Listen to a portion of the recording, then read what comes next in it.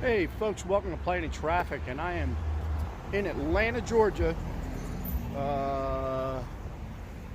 back after a lengthy absence from Atlanta, Georgia. First time I'm actually been filming in a while. I think today is October 3rd. I'm not really sure. I know that might sound weird, but seriously, I'm not sure. But today I am doing an episode of Playing in Traffic right here. So you're looking at a memorial, an eternal flame, as you can see right here. So you're looking at the Atlanta child. This is what the topic of my video is: the Atlanta child murders, and this is a memorial to every one of the kids that were killed. And this sits right at City Hall in Atlanta, Georgia. In a little courtyard, you see someone having a peaceful moment, and I'm going to let them have that peaceful moment. I'm not going to sit there and slap my gums around in there out of respect for that person sitting there. But I will say one thing: if you're a parent, and that's kind of why I've been gravitated to this today for this episode. This might be one of the most frightening things any parent could ever deal with. And that's what we're going to discuss today here on Playing in Traffic: the Atlanta child murders. So here's a rough background on this. So 1979, I'll actually put the beginning, the origins of this nightmare. 1979,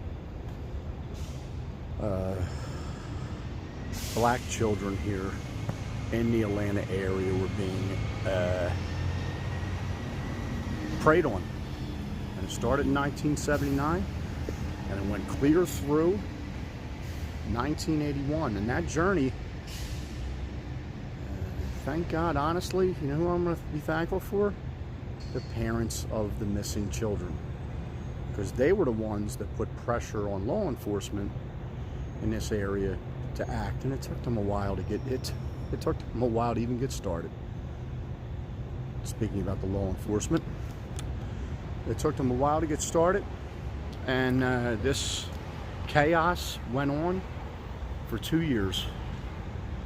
And today we're going to hit a couple spots to reflect as a parent, and to reflect as someone that truly is fortunate and appreciate that I did not have to go through this. My parents went through this, having a child pass. Not these same circumstances where somebody was going around killing children, but more so just losing a child. And I know many people to have done that, and I'm going to tell you right now, my heart goes out to you all. If you have lost a child, if you had to bury your own children, because in my mind, I really question my ability to get through something like that, because that's devastating. And my kids are grown; they ain't kids no more. But anyway, let's go take a peek at this memorial. Shot of the flame. And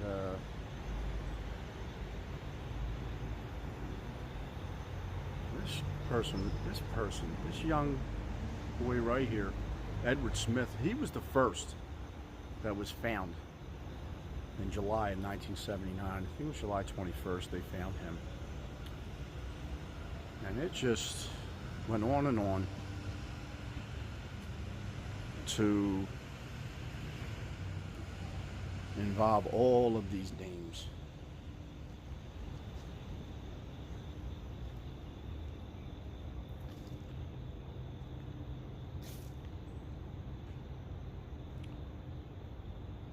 You know, and when I was setting up this episode of, Playing in Traffic, I also was looking at just background. Then it was small backgrounds on these kids. You know, hobbies and ages, and so many of them into skating, football, right? You know, stuff that we were doing when we were kids, running out there, hitting the streets, hitting the playgrounds. And then the Predator came along. And folks, if you've seen any of my past episodes, if you're a Predator and I'm doing a story on that, there will not be no names. There might be a little bit of a theory on some things, but we're not dropping no Predator names. This episode is absolutely just, there's no gore effect. I'm going to keep everything light out of respect for every one of these children. And then I like this poem here too. I don't know if you can catch this.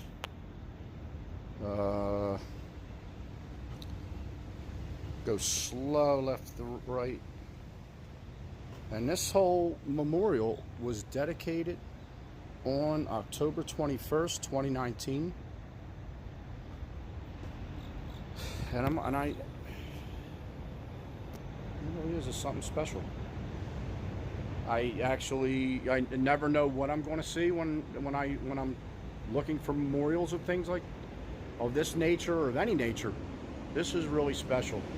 Sit here and reflect, and probably, like myself, probably as a parent. I just wonder how many times as a parent we've avoided this. You know what I mean? Just greatly appreciate and feel fortunate, because the road of parenting is enough. But then to have something of this nature you have to worry about with your kids, it's just compounded beyond belief. So again, yes, this is an episode of Playing in Traffic, the Atlanta child murders.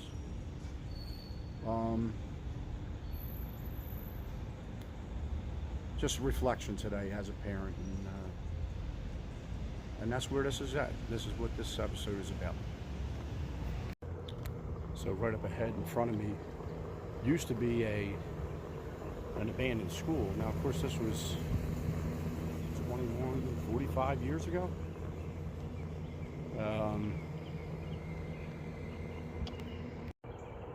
And that kid was in the gifted classes, mathematics and science at his school. And he was found there, and then again, I just prefer not to discuss cause of death.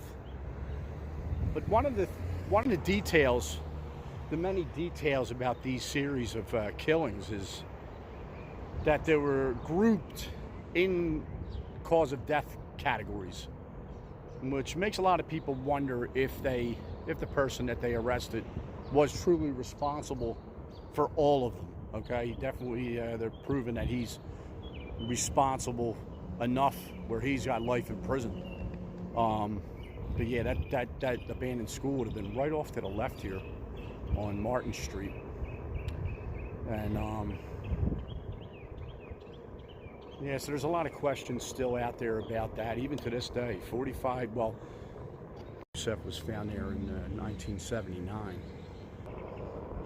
I'll let you know when they made an arrest. So we're going to that location of where the big moment came for the investigation. But yeah, it's the whole list of just listening to all these kids about these children, and it's just an absolute nightmare. But yeah, we're going to move on to the next location. I did want to make note that where Yusef Bell was found in 1979, that literally was about 3/4 of a mile from City Hall, which is kind of like, now I don't know if they relocated their City Hall. I know I don't Probably don't need to remind you all that I lived in Philadelphia my whole life, Pennsylvania, and just came down here. But I don't know if they've relocated their city hall. I could check into that, but to know that that was that freaking close, where bodies were being left, so that's kind of freaking alarming, right there. Let me show you this location that I'm currently at now. One thing I've noticed over the course of time when I'm trying to see old locations of things and where events happen, and a lot of times I'm looking at stuff that happened in the 60s and 70s, like today. This is, you know, stuff that happened in 1979, 1980, 1981. Most of them places have long been developed over, but not this one right here at Redwine Road and Desert Drive. It literally looks, I mean, I'm assuming, maybe this is new over here, or newish from back then, but this area right here, 3 bodies were found. Milton Harvey, Chris Richardson, Earl Terrell, all found here in this intersection, by this intersection of Redwine and Desert Drive. And again, these kids were all between the ages 11 and 14, had similar cause of death. You know, you know, you just look at the, you know, just searching, there's an interactive website about the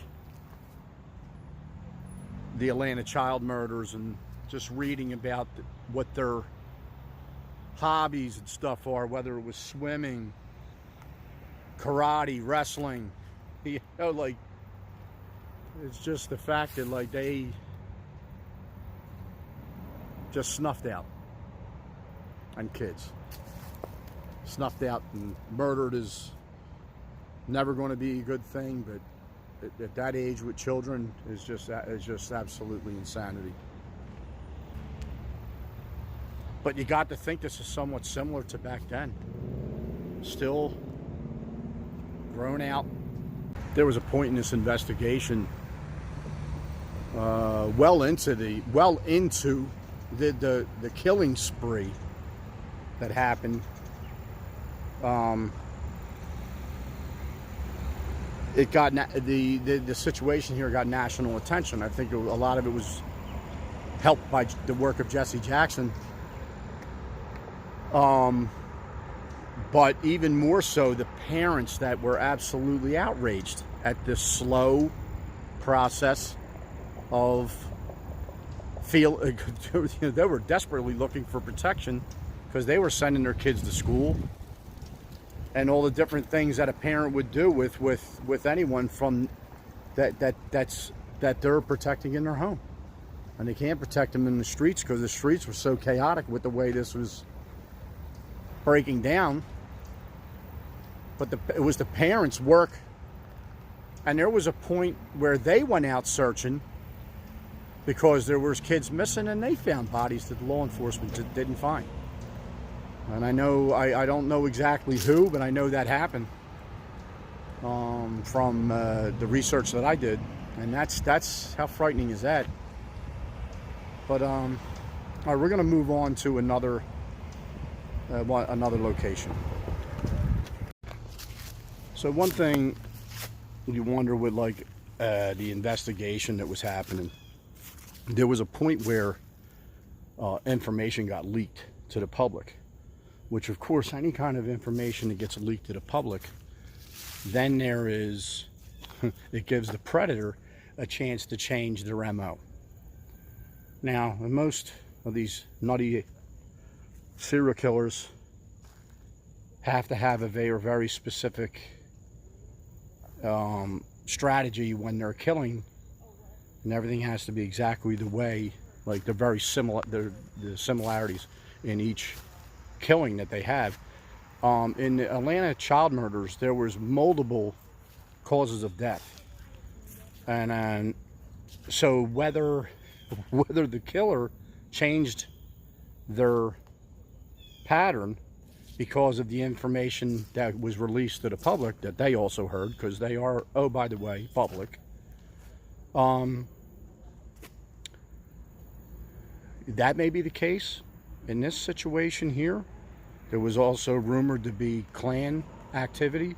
There were threats made or heard, and then of course affidavits taken for, say, people that were in prison, saying that they overheard Klan people saying that they were going to kill because they wanted to start a mega riot, you know, because you didn't have enough of them going on over the decades, and a mega race riot.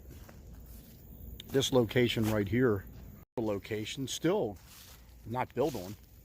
It's right next to a middle school to my left over here.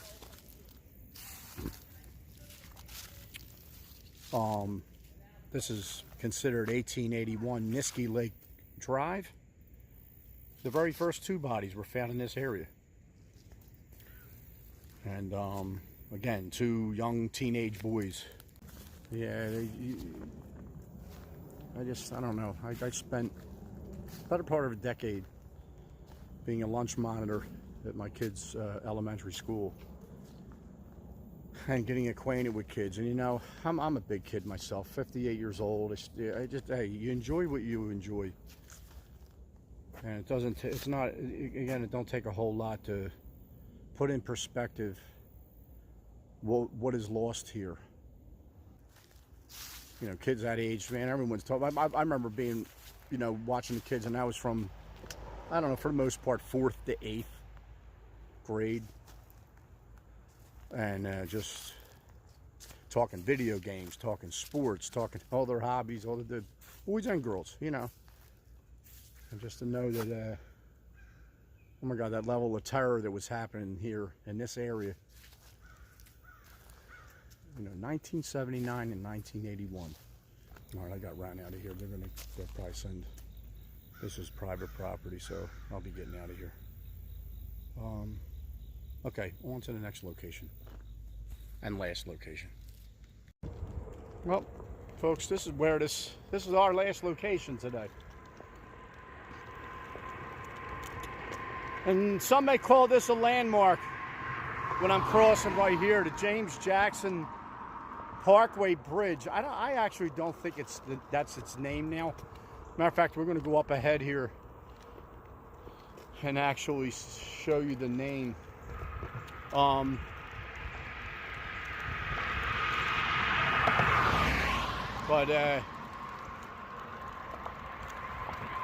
we're going over the absolutely powerful and infamous Chattahoochee River, and it's still way up. It's still way up. I mean, look, I shouldn't say it's still way up. There's trails down below that are leading to the water, but there's actual photos of this waterway along this bank, and let me just say, this is 100 times the volume of water than it is in these pictures. I mean, obviously it's a significant spot. Flood-wise, it's a terror. The Chattahoochee is a terror. I think it was way up with Hurricane Helene that went through, and but this is the site right here where the nutcase, whatever, who was in life in prison, dumped his last body right over the bridge here. And my understanding is that, well, let me just say this. So law enforcement had a hunch, which I find kind of odd, the hunch part, because 5 of the last 6 murders during the Atlanta child murder time frame were actually dumped by the Chattahoochee River. So to actually say you had a hunch that the next one was going to be by the river too, like off a bridge into the water, is a little considering 5 of the last 6, actually, the bodies were found remotely close to the Chattahoochee. So what ended up happening is our killer, or the person that took the, I don't know how many murders were attributed, and there's your name of the bridge, how many murders were attributed to this person that there was actually no evidence of. But this is not the only jurisdiction that would do something like that, right? This happens all over the country. It's a way to get people to go, okay, we did something. And what ended up happening was apparently they staked this bridge out. And I think, let's see if we can even peek at it, I'm not sure. As you see, the Enterprise here, pretty sure that wasn't here in 81. When in June of 81, they staked this bridge out, and I think, I'm not going to go over there because I've already had an issue today with some private property stuff, but I'm going to say right around this turn, there's access down below. I'm not even saying there's a trail, like there wasn't trails made back then. There was trails made because just from random people, I'm talking about there wasn't any blacktop down there or asphalt trails or anything of that nature. I don't think. But I would say there was some kind of access point on either corner of this bridge. Say there's 4 corners, this one, that one, and the 2 up there. There was an access point below. So what they were doing, what the law enforcement was doing, was they were waiting to hear a splash. And apparently our killer, not our killer, nutty case, went and threw a body over the edge of this bridge. And it makes me, I guess, is that why we put the fence in? So that somebody, if that ever happened again, it would be hard to do. Okay? And the body hit the water. The police officer that was stationed below heard the sound. There was some type of, I'm not sure, was there a radio connection with someone up top? And they found the killer circling. Now, again, I don't know which side. There was a liquor store either down that end, obviously, or over here. And circling around in those areas, and I think that's where they pulled him over. I mean, look, first off, we're already looking for a white car. So many witnesses had seen kids get into a white car. I think it was established early on that they were looking for a black individual. I'm going to assume black male, because the white male or other would not have been wandering into black neighborhoods picking up black children, which is kind of I could see that because that would stick out like a sore thumb. And so they had an MO with who they were looking for, and that white vehicle along with that black male was circling around here in one of these little corners where there was a liquor store, and that was the end of that. Person of interest, and then an arrest. And I think the way the killer handled it from a media standpoint was messy. Their whole excuse for being in this area here, crossing this bridge, was to see someone that didn't even exist, a location that didn't exist.